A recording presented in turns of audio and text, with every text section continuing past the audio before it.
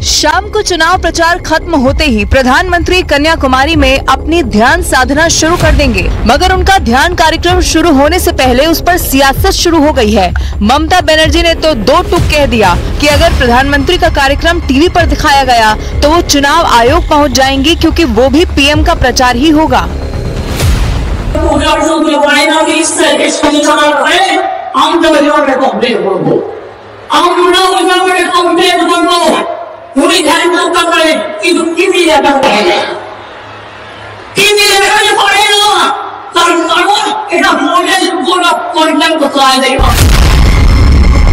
ममता बनर्जी ने तो बस शिकायत की चेतावनी दी, मगर कांग्रेस ने चुनाव आयोग से शिकायत कर ही डाली। परोक्ष रूप से साइलेंस पीरियड में जो चुप्पी रहने का समय होता है 48 घंटे चुनाव के पहले, उसमें कोई भी नहीं, चाहे कितना बड़ा लीडर हो, वो किसी रूप से सीधे रूप से या परोक्ष रूप से कैंपेनिंग नहीं कर सकता।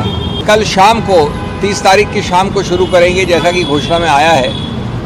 तो ये आवश्यक होना चाहिए प्रतिबंध चुनाव आयोग द्वारा कि इसका प्रसारण न प्रिंट न देखने वाली मीडिया, विजुअल मीडिया के द्वारा प्रतिबंधित होना चाहिए।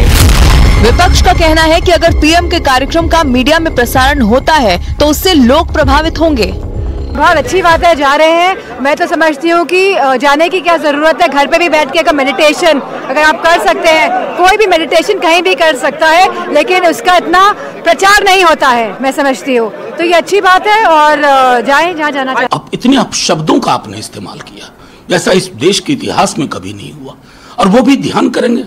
आपको असल में रिफ्लेक्शन करना चाहिए, आत्मचिंतन, और आत्मचिंतन बिना कैमरे के करिएगा। आपकी आदत है कि गुफा में भी जाते हैं तो 5 कैमरा पहले से सेट कर लेते हैं। प्रधानमंत्री कर उनका आखिरी मेडिटेशन रहेगा, बाद में नरेंद्र मोदी करके वो हमेशा मेडिटेशन करते रहेंगे। मगर बीजेपी ने विपक्ष के आरोपों को उनकी हार का डर बता दिया।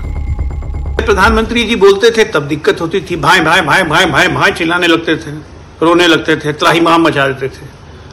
अब प्रधानमंत्री जी कल के बाद मौन व्रत में जा रहे हैं, 2 दिन ध्यान करेंगे कन्याकुमारी में, उसमें भी समस्या है।